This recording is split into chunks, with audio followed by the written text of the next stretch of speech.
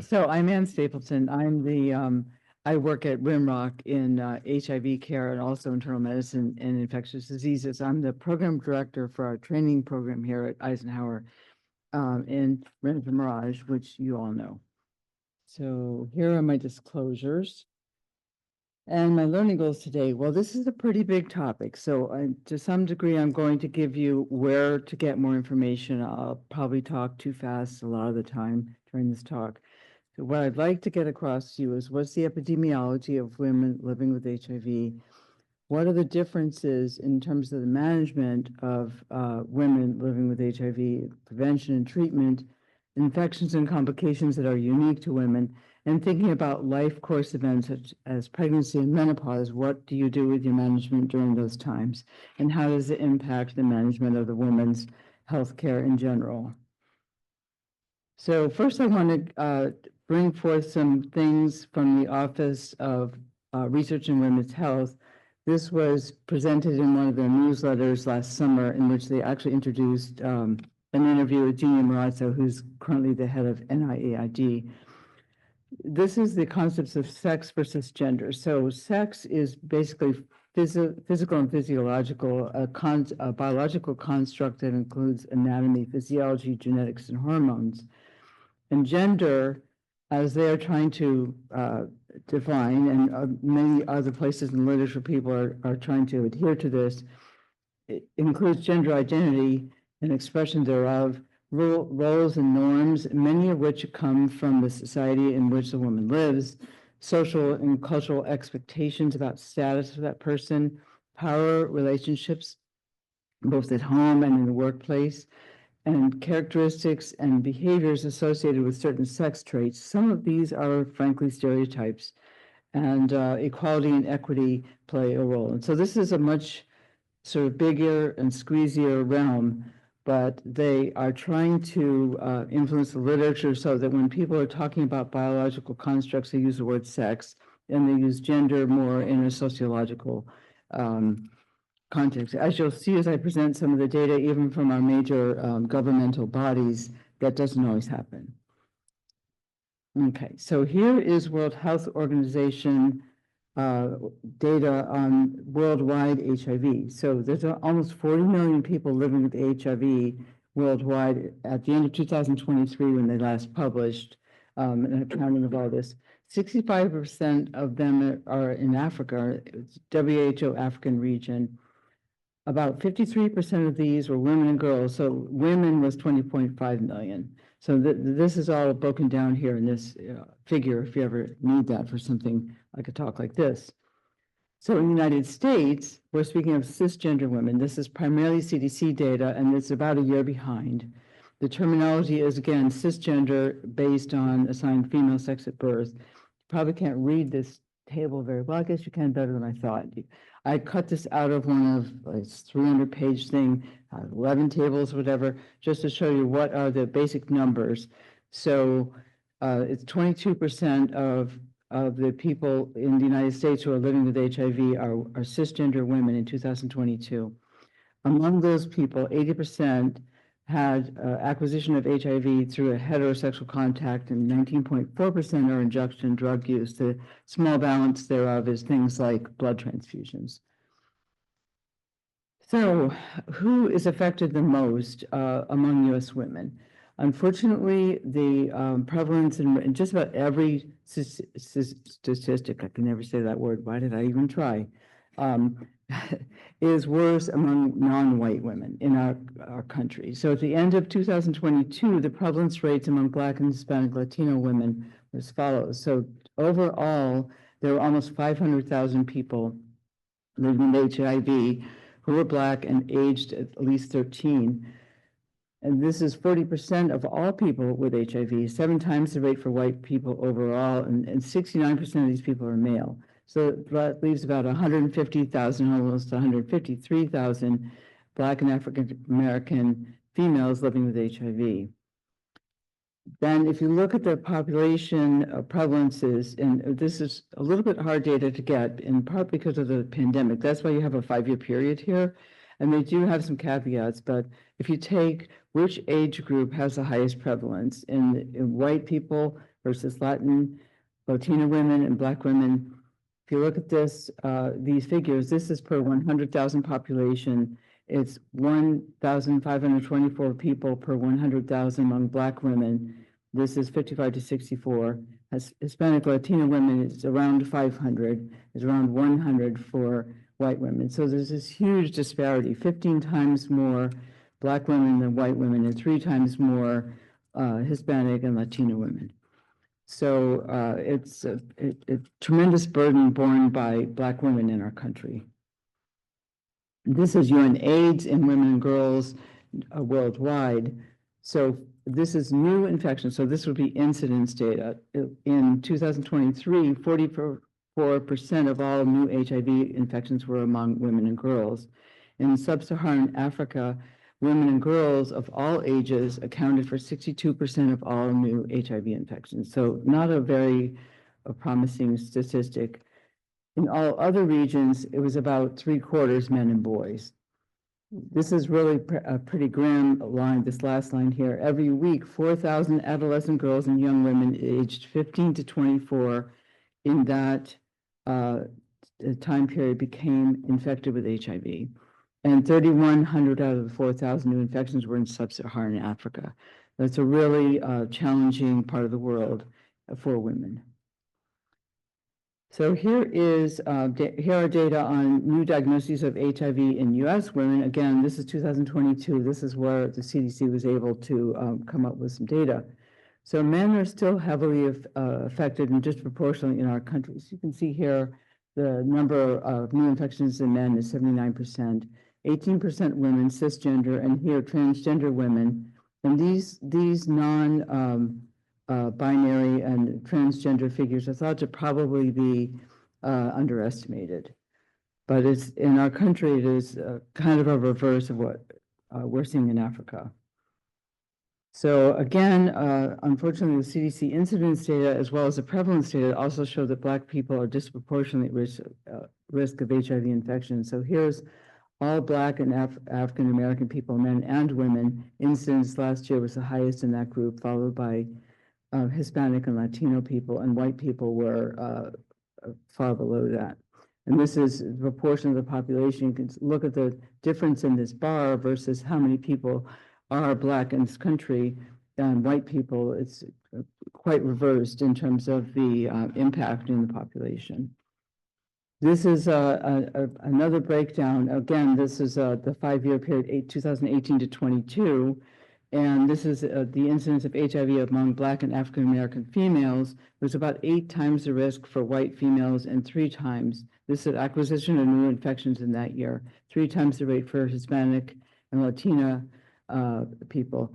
So I circled this figure here. In 2022, 47% of all new infections among Black, of all new infections occurred among females were in Black and African American females, and we know that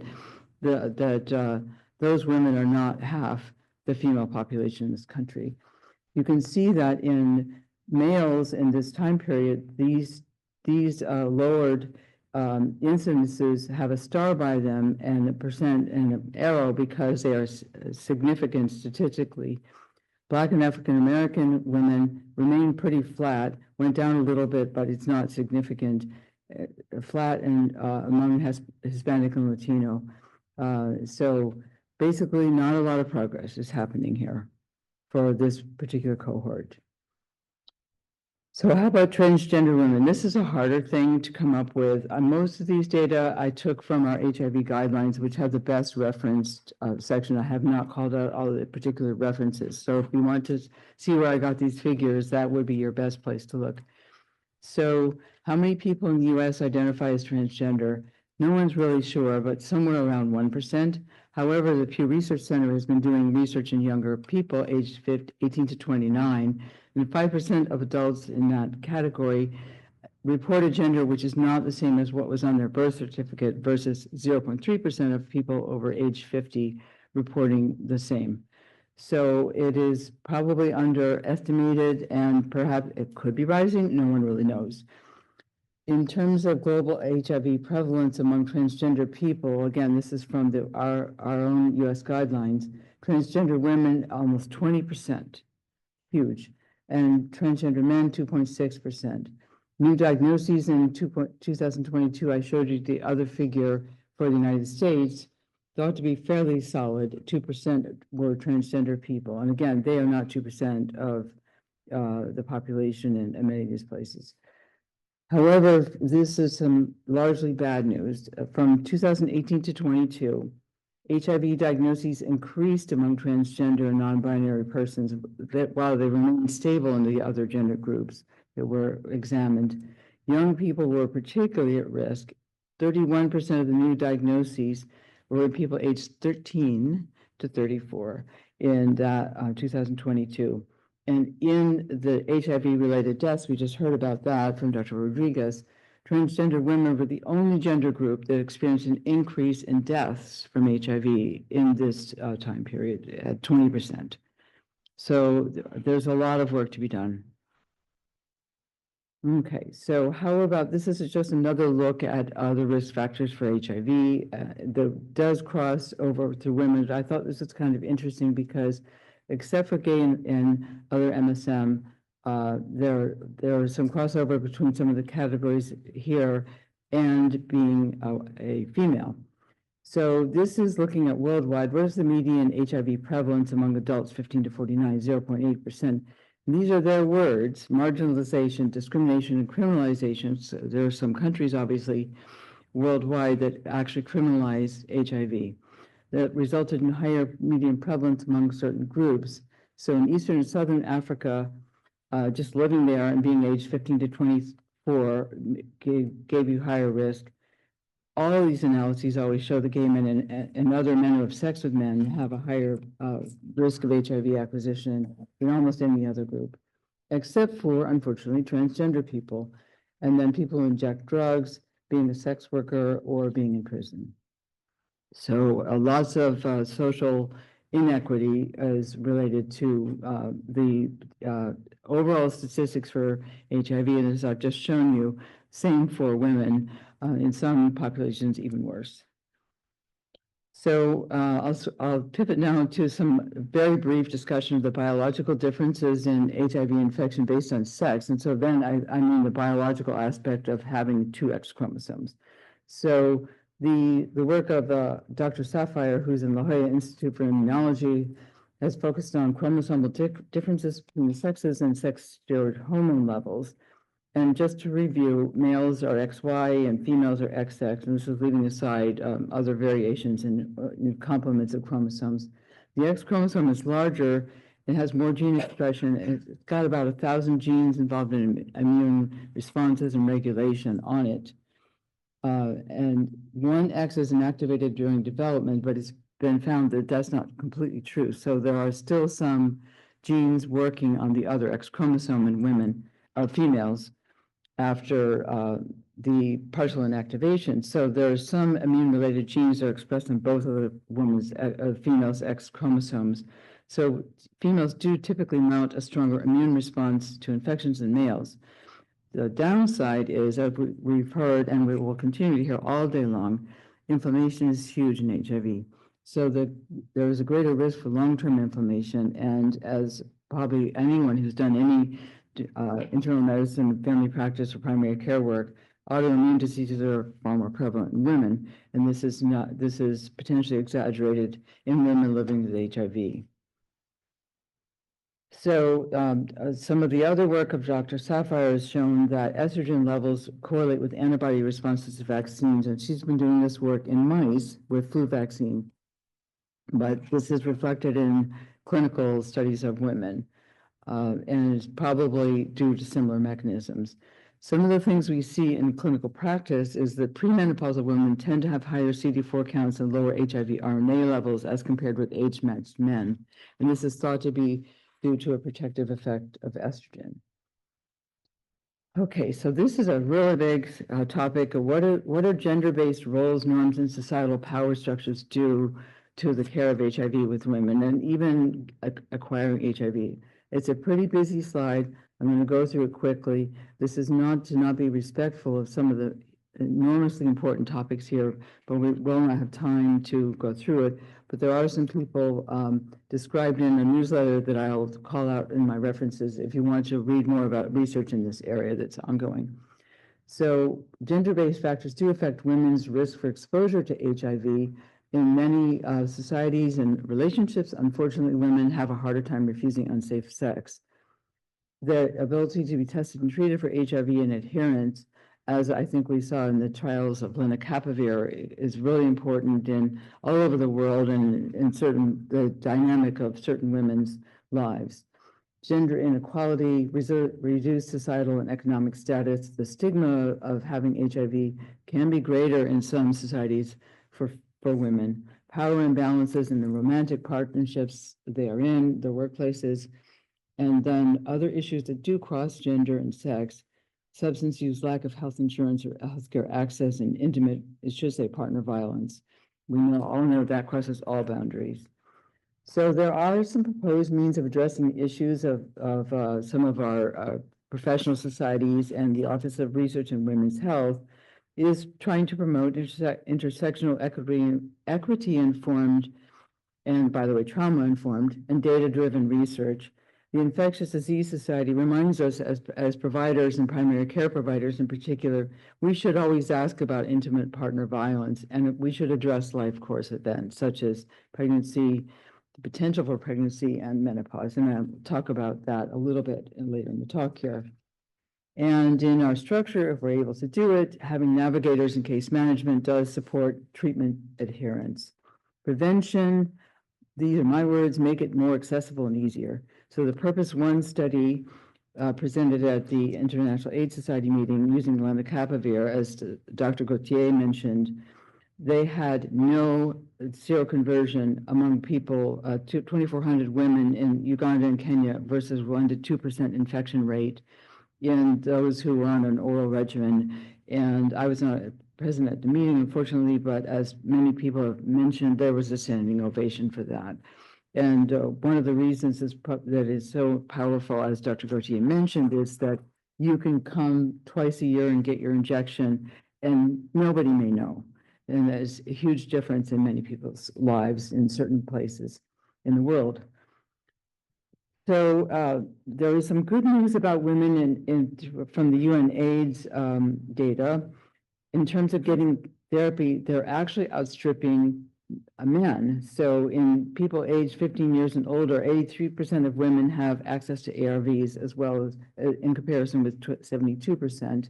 And 84% of pregnant women had access to antiretrovirals in order to prevent transmission. So this is good news. In the United States, we have an extremely low rate, but this is worldwide. And it's much better than it used to be 20 or 30 years ago. Okay, so how about responses as therapy and other things that happen? What are the unique aspects of managing and treating women with HIV, in particular related to actual ARVs? So the response in terms of suppressing viral load and getting immune reconstitution is generally the same in cisgender men and women. However, there can be some pharmacokinetic differences, and adverse effects are not necessarily playing out the same in both sexes. So postmenopausal women have a heightened risk of osteopenia and osteoporosis when they're on therapy. And it's not really clear that it's necessarily all tenofovir TDF form or any particular drug. It's just an observation that is quite important in the health of many women living with HIV. There's a higher risk of weight gain for people on INSTIs, particularly dolutegravir and bictegravir, the most studied, and/or TAF, tenofovir alafenamide. And overall, women have about 1.5-fold increase in at least gaining 10% weight. If you look at Black women, it's even higher. I did not put the figure on there, but there's 30-pound weight gains were noticed in the first few months of some of the INSTIs coming onto the market in that population. There's a lot of things to think about in people who have the potential of childbearing in that age group is a pretty long period of time. Regimen efficacy is always really important. Hepatitis B status, again, for everyone, but potentially pharmacokinetic interactions with hormonal contraceptives and hormone replacement therapy. And this, of course, would also affect trans people and teratogenicity during pregnancy. So I'm going to go through these specific agent slides a little quickly. You can get a lot more of this information in our annually revised clinical guidelines. But the teratogenicity is concerns of earlier years for dolutegravir and efavirenz have been allayed by further studies. And actually, dolutegravir is now a preferred regimen for women who are pregnant or in any trimester or trying to get pregnant, as long as they haven't been on cabotegravir for PrEP. The efavirenz is actually an alternative in that list. I think that it's not my favorite drug in any context, but we have to remember that there are places and countries where it's harder to get dolutegravir because of cost reasons. So here's, again, I'm going to go through this somewhat quickly, but this is some specifics about meds that are or are not recommended during pregnancy or in other parts of the life course for women. So cobicistat is not recommended as initial therapy for people of childbearing age because if they do become pregnant, there's an increased risk of failure in the second to third trimesters due to lower drug levels. If you do have a pregnancy occur and you can't talk them into getting off the regimen, or for some reason you must continue it, you can monitor for ongoing suppression, but it actually has to be about every 1 to 2 months. So most people try to not do that. Darunavir actually declines during pregnancy, even with a booster. For whatever reason, perhaps availability in certain places remains an anchor drug for pregnant women, but it is trickier to manage someone on that drug. And I think the main reason it remains an anchor drug is that there's some subset of women will have gotten cabotegravir for PrEP, and so this is the drug that is preferred in that situation. You do have to increase the dosing to twice a day in pregnancy. And so oral two-drug therapy, we don't have a lot of information on either Juluca or Dovato in pregnancy, so it's not recommended for initiation during pregnancy or in people trying to conceive. And most people actually move someone to a three-drug regimen if they do become pregnant on one of these regimens. You can monitor, but you really got to monitor every 1 or 2 months. And that's challenging in all the other things you have to do during pregnancies. For Cabenuva, there's just no data. We do know that there were some people who got pregnant during the study and their babies, and they were okay, but they were all switched over to three-drug regimens right away, and so we don't really know. So ironically, since a number of people in this room are probably the people who would be asked, if pregnancy occurs while someone is on Cabenuva, you're supposed to obtain expert consultation. What you're going to say, I'd be interested in discussing that after the talk, if you'd like to. You can switch people over to a three-drug combination. And again, if they absolutely won't or can't get off the injectable therapy, then you just need to very closely monitor the viral load. Okay, contraception. You always should be talking about family planning goals and options, but the guidelines mentioned that we should really hit hard on prevention of HIV at the point that someone's talking about contraception, since they're talking about doing something about the risk of pregnancy and or becoming sexually active. So that should be treatment as prevention, limiting sex partners, using condoms, and using PrEP and or PEP as appropriate for partners, discussing the risk of transmission and possible drug interactions with their contraceptions. So this is something I'm going to go through kind of quickly. There's a lot of detail in our guidelines about it. To put it in a nutshell, in contraceptive safety, there's 4 levels, and levels 1 and 2 are considered acceptable. Most of the contraceptives, with the definite exception of spermicides, are level 1 or 2. And level 1 means no reason not to use it, no reservations. Level 2 is the benefit definitely outweighs the risk. That is even true for, in the next slide, for IUDs, which you would think maybe wouldn't be the case, and progestin-only contraceptives initially were thought to increase the risk of HIV transmission. There were some early studies that showed that. And that has been debunked by larger studies and to some degree different preparations available today. So that now they are considered to be safe and unrestricted for people who are clinically well and on ARVs. If they're not on ARVs, they are still the best choice. Spermicides are never recommended. There is no effect on HIV acquisition or progression given current data. And in terms of actual drugs, for nucleosides, there's no significant drug interactions. For the non-nukes, efavirenz is an issue, but the rest are okay. For protease inhibitors, it's kind of a mess what really happens when people take these drugs, and so it's basically not recommended, and the same with cobicistat. For the instis, there's no interactions. For CCR5 and fusion inhibitors, we're okay. Oh, I forgot to mention, the Genvoya is not recommended in part because of the cobicistat effect. So it has this paradoxical effect on hormonal preparations. And the attachment inhibitors, actually fostemsavir, this is something I did not realize.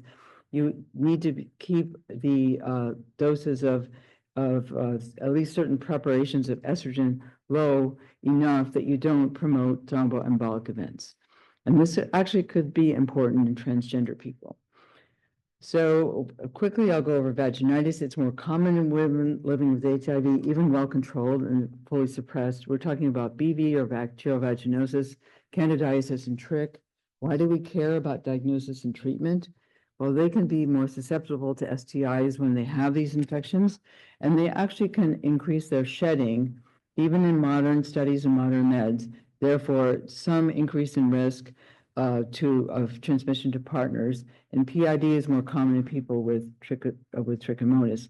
For BV, it's the same as people not living with HIV, but trichomonas does not respond to single-dose metronidazole. You've got to treat for a week or give tinidazole, and Candida, if it's not recurrent, is the same as HIV. How about menopause? Yeah. 2 minutes, okay. I'll be really quick with the rest of these. So probably earlier, probably more symptomatic. There is no increased risk of HIV transmission. Systemic HRT, we're not really sure.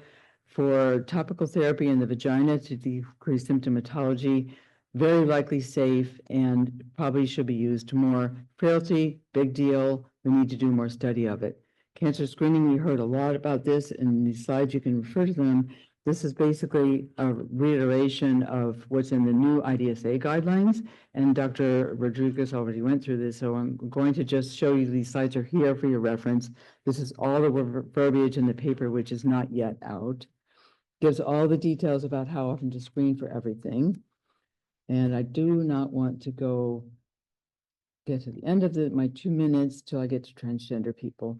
So there's a lot of uncertainty, but the bottom line here is that there's a prevalence of HIV 10% overall, but particularly disproportionate Black and Latina women. There's so many barriers.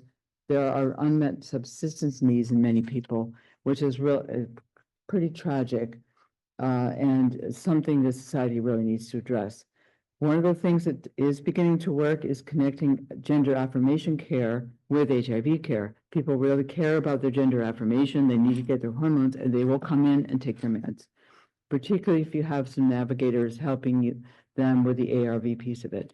One thing I wanted to mention to you, and here in the desert, we do have a paucity of endocrinologists.